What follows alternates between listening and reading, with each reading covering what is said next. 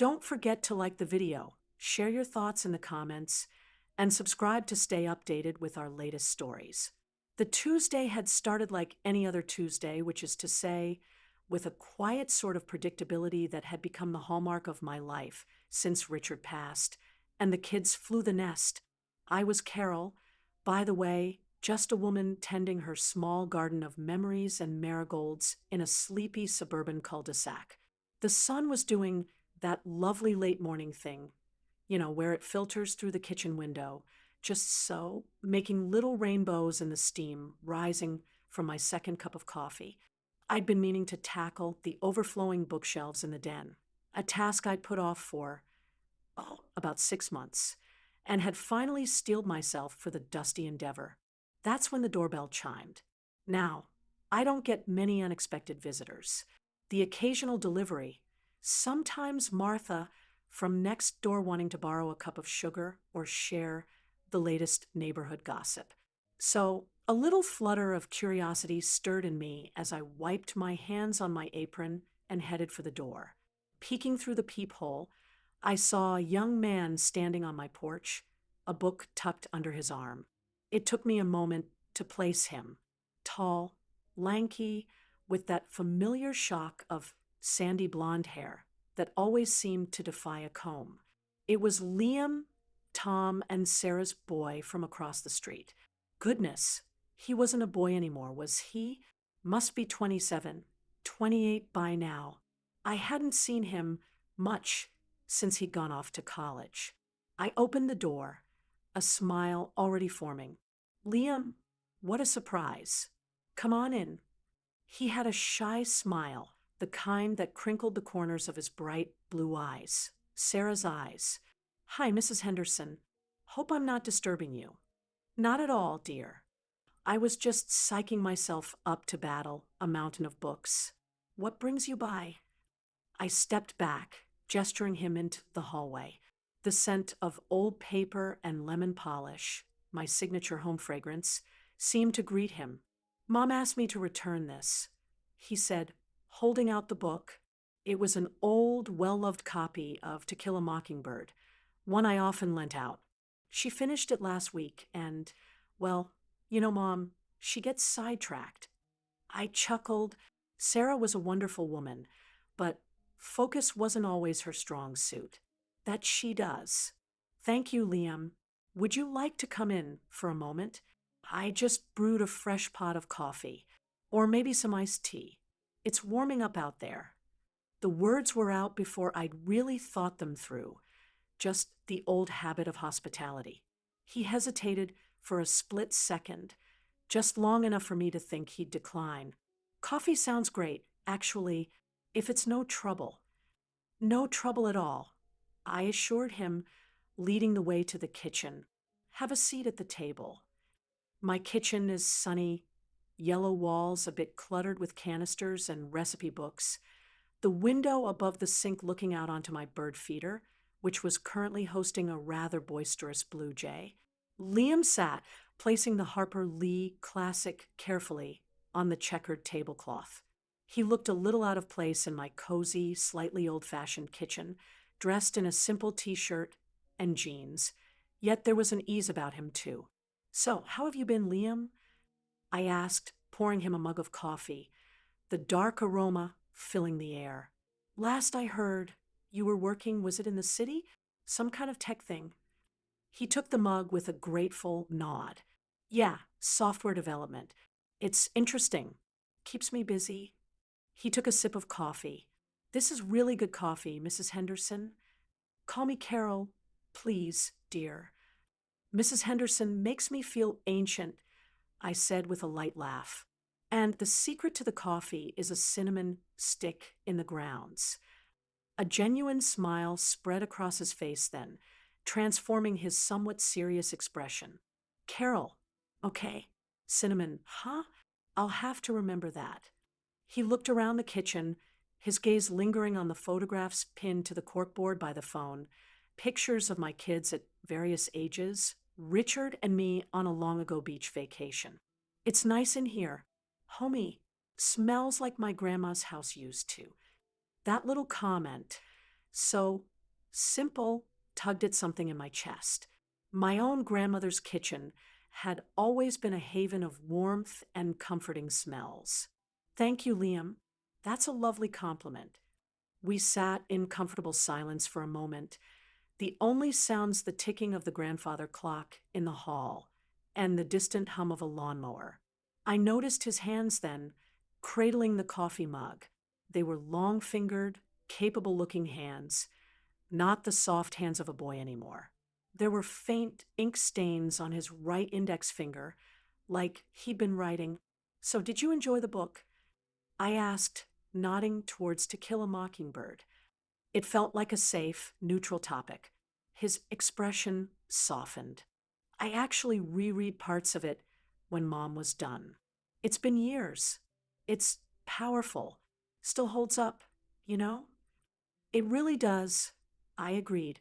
Atticus Finch was always a hero of mine. Mine too, he said, his voice a little quieter. It makes you think about things, about doing the right thing, even when it's hard. He looked directly at me then, his blue eyes surprisingly intense. There aren't a lot of Atticuses in the world anymore, are there?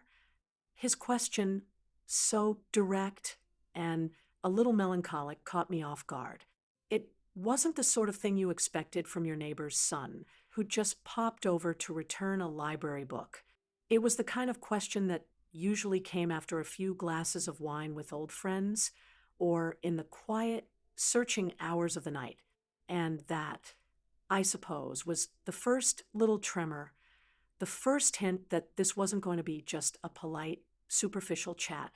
The air in my sunny kitchen suddenly felt a little thicker, charged with an unspoken something, and I found myself leaning forward, genuinely wanting to hear what he had to say next. What happened after that simple question? Well, that truly did surprise me. He didn't wait for an answer. Not really. It was more of a thought spoken aloud. He traced the rim of his coffee mug with a fingertip. I mean, he continued, a slight furrow in his brow. Everyone's so quick to judge, so loud with their opinions. But how many are willing to actually stand for something? To listen? It feels like a lost art. I found myself nodding slowly. I know what you mean, Liam. The world feels noisier, somehow, than it used to, and not always in a good way. I thought of the constant barrage of news, the endless arguments on social media that even I, a reluctant participant, couldn't entirely escape. Exactly, he said, looking relieved that I understood. I work in tech, and it's all about connection, supposedly, connecting people across the globe. But sometimes I think we've just found more ways to misunderstand each other, faster and louder than ever before. He gave a short, somewhat rueful laugh. Sorry, I didn't mean to get all philosophical on you. It's just something I've been thinking about lately. No, don't apologize, I said, and I meant it. It was refreshing. Actually, how often did I have conversations like this anymore? My friends and I usually talked about our gardens, our grandchildren, the latest aches and pains. Important things, yes, life things, but not often this kind of searching. It's a valid thought, and a little surprising to hear from someone your age. If you don't mind me saying, I guess I associate that kind of world weariness with us older folks. He smiled, a genuine, almost boyish grin this time. Maybe I'm just an old soul. Or maybe it's the books. Mom always said I had my nose in a book from the time I could read. Yours included, he added, gesturing to the copy of Mockingbird. This one, The Great Gatsby. Fahrenheit 451, they make you think. They do indeed, I murmured, my mind drifting to my own dusty shelves in the den, a silent testament to a lifetime of seeking understanding through stories. It's funny you mention Fahrenheit 451. I was just thinking about rereading that. It feels more relevant than ever these days, doesn't it? The idea of knowledge being dangerous, of people willingly giving up the right to think for themselves. Liam's eyes lit up. It really does. The way Beatty talks about why books had to be burned, it's chilling because you can see shades of it happening. People choosing easy entertainment over anything that challenges them.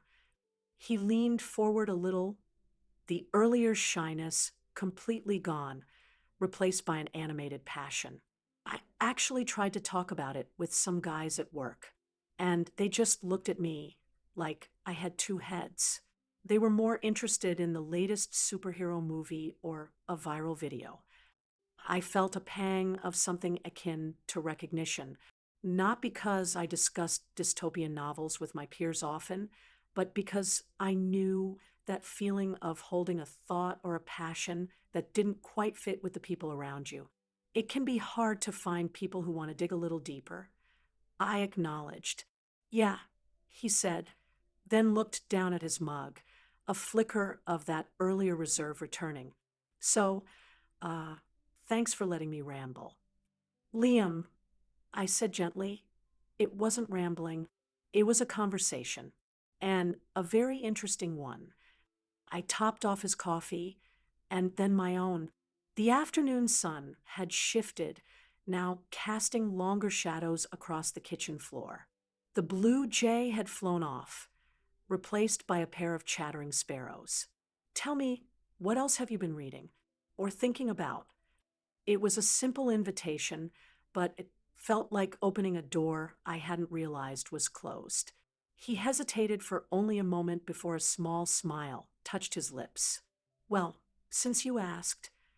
And just like that, the conversation flowed again, easier this time. We talked about books, yes, but it wasn't just about plots and characters. It was about the ideas they sparked, the way they made us feel, the questions they left us with. He spoke with an earnestness, a surprising depth of thought that I found myself drawn to. He talked about the pressures of his fast-paced job, the feeling of being a small cog in a very large machine, and his quiet desire to do something more, something that mattered, though he wasn't quite sure what that was yet. I listened, truly listened, perhaps in a way I hadn't listened to anyone in a long time. There was no agenda, no need to offer solutions or advice, just the simple act of hearing another person's thoughts, their quiet hopes and anxieties. And in his words, I found echoes of my own younger self, that period of searching and questioning that seems to fade with the routines and responsibilities of middle age. He asked me questions too, about Richard, about my children, about what it was like growing up in a different era. He wasn't just being polite. There was a genuine curiosity in his voice, a desire to understand. I found myself sharing things I hadn't spoken of in years, memories that lay dormant, coated in the dust of everyday life. I talked about my early dreams of being a journalist, a passion I'd set aside when motherhood called. I even confessed my secret love for old black and white movies, the kind with witty dialogue and glamorous stars. You wanted to be a journalist? He asked, his expression thoughtful. Why didn't you pursue it later, after your kids were grown? The question was direct, but not unkind. I paused, looking out the window at the now peacefully feeding sparrows. Life, I suppose, I said with a sigh. It has a way of setting you on a path, and sometimes you forget there were other trails you once wanted to explore. And then it just feels too late. I don't think it's ever too late to explore a trail, Carol, Liam said softly, his gaze steady on mine, maybe just in a different way. His words, so simple, so earnest, landed with a surprising weight.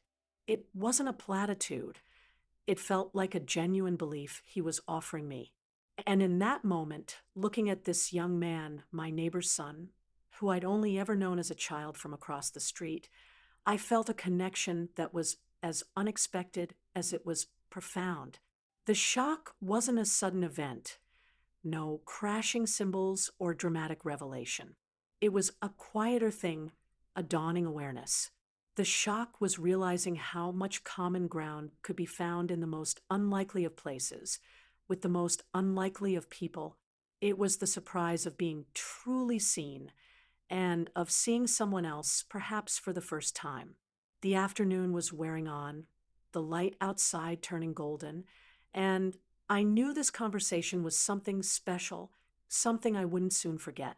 The grandfather clock in the hall chimed 3, a soft, sonorous sound that seemed to mark a shift in the afternoon's gentle rhythm. Liam glanced towards the sound, a flicker of awareness in his eyes, as if remembering that time outside this kitchen was still moving forward. Wow, 3 o'clock already, he said, a note of surprise in his voice. I should probably let you get back to your day. I've taken up so much of your time. Not at all, Liam, I said, and it was the truest thing I'd said all day. This has been, well, it's been a real pleasure. I meant it. The mountain of books in the den was completely forgotten, and in its place was a feeling of lightness, of unexpected camaraderie. He stood up, and I did too. For a moment, we just stood there by the table, the remnants of our coffee and conversation hanging in the warm air between us. There was a comfortable silence, not awkward, but one that acknowledged that something meaningful had passed between us. Thank you again for the coffee, Carol, he said, his earlier shyness replaced by a warm sincerity. And for the conversation. It's not every day you get to talk about Atticus Finch and dystopian futures with someone who actually gets it. I smiled. The pleasure was all mine. Liam, it's good to know there are still people out there reading the good books and thinking the big thoughts. He picked up To Kill a Mockingbird from the table, holding it for a moment. You know, he said, looking at the worn cover, I have a few books at my parents' place, some I think you might enjoy. Old sci-fi, mostly, but the kind that really makes you think. Like you said, maybe I could bring them over sometime, if you'd like, that is. The offer was casual, yet it felt like more than just a polite gesture. It was an opening, a possibility of future conversations. And I found myself, to my own surprise, genuinely hoping he would. I'd like that very much, Liam. I said, I'm always looking for new old books, if that makes any sense. He grinned. Makes perfect sense to me. He headed towards the hallway, and I walked with him. At the front door, he paused, turning to face me. The afternoon light from the sidelight windows illuminated his face, highlighting the earnestness in his blue eyes. Seriously, Carol, he said, his voice a little lower, more earnest. Thanks. I've been feeling a bit adrift lately. My job is fine, pays the bills, but sometimes I wonder what the point of it all is, you know? Talking with you today, it helped. It made me feel a bit more grounded. His admission, so open and vulnerable, touched me deeply. Here was this young man on the cusp of his life, grappling with the same existential questions that people of all ages face. And he was sharing that with me, a woman practically a stranger to him an hour before. It was a gift, that kind of trust. Liam, I said, my voice equally soft. We all feel adrift sometimes. No matter how old we are, the important thing is to keep seeking those moments of connection, those conversations that make us feel grounded. They're out there, sometimes in the most unexpected places. I smiled, thinking of how this ordinary Tuesday had become anything but. He met my gaze, a look of profound understanding passing between us. It wasn't a romantic connection, not in any conventional sense. It was something else, something perhaps rarer, and, in its own way, more precious. It was a meeting of minds, a recognition of shared humanity, a moment of genuine empathy that transcended age and circumstance. This was the real shock, the beautiful, quiet surprise of it all. The world suddenly felt a little less noisy, a little more hopeful. "I'll see you around, Carol," he said, opening the door. "You too, Liam. And tell your mom I said hello." He nodded, gave a small wave, and then he was gone, walking down the porch steps and across the street. I watched him for a moment, a tall, thoughtful figure disappearing into the familiar landscape of our neighborhood, a landscape that somehow looked a little different now, imbued with a new layer of meaning. I closed the door slowly, leaning against it for a moment. The kitchen was quiet again, save for the hum of the refrigerator and the distant sounds of the neighborhood. The scent of coffee still lingered, but now it was mingled with the fainter, more intangible aroma of shared thoughts and unexpected kinship. I walked back into the kitchen, my gaze falling on the two empty coffee mugs still on the table, such ordinary objects, yet they felt like artifacts from a significant encounter. I hadn't battled the mountain of books in the den. I hadn't done any of the chores I'd planned. Instead, I had stumbled into something far more enriching. I had connected with another human being on a level I hadn't anticipated, and it had stirred something within me, something that had been dormant for too long. It was a feeling of aliveness, of curiosity, of a renewed sense of wonder about the world and the people in it. My neighbor's son had come by to return a book, and in doing so, he had returned a piece of myself to me. I walked over to the window above the sink, looking out at my small garden. The marigolds were blazing orange in the late afternoon sun. Richard had always loved marigolds. He'd said they were like little suns, even on cloudy days. For a long time after he passed, looking at them had brought a pang of sadness. But today, they just looked bright, cheerful, full of life. Liam's words about it never being too late to explore a trail, even in a different way, echoed in my mind. My old dream of being a journalist, it wasn't about bylines in a big newspaper anymore. Maybe it was about something simpler. Maybe it was about capturing stories, even small ones.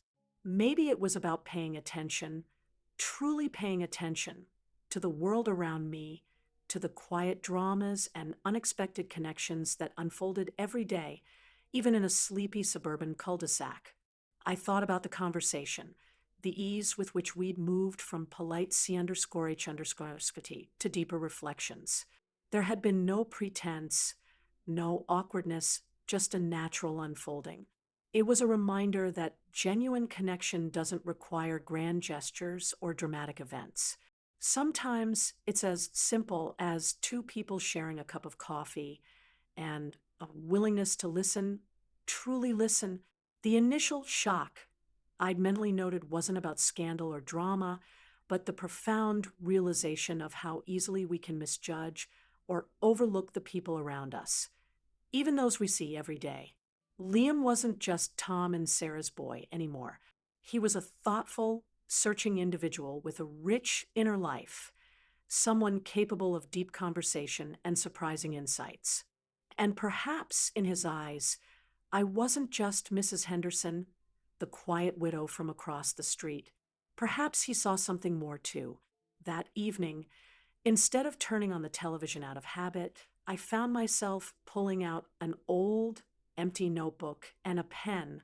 The ink flowed surprisingly easily.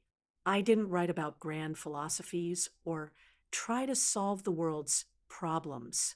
I just wrote about the afternoon, about the sunlight in the kitchen, the smell of coffee and cinnamon, the earnest look in a young man's eyes as he talked about books and dreams and the search for meaning.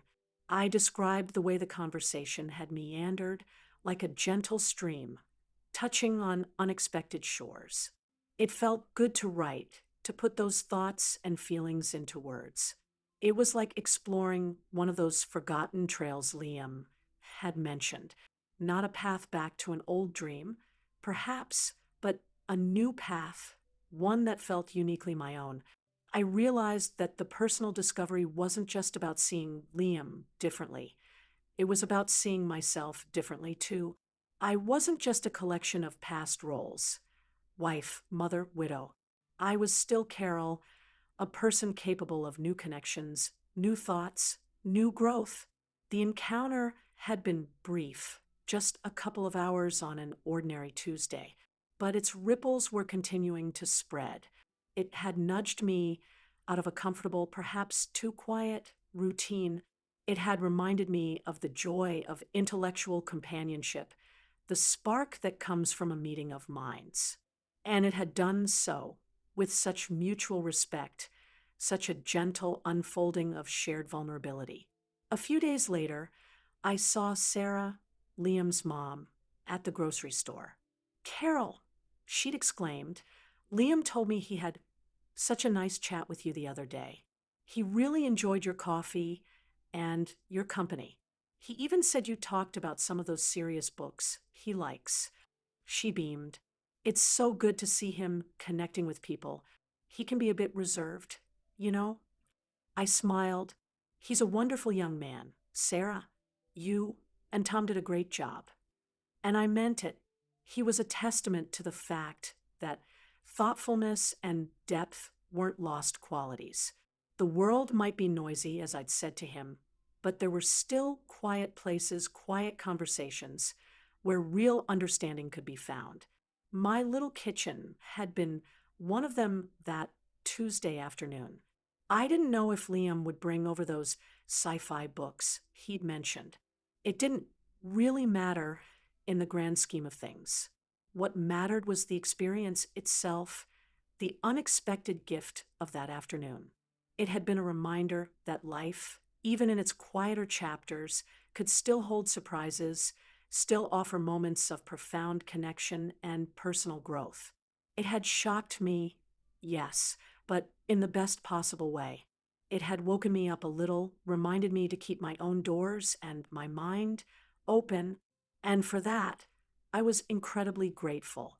The book he returned was about justice and empathy, and in a small, personal way, our conversation had been about that too, about seeing each other clearly and connecting with respect and an open heart. And that, I thought, was a story worth remembering.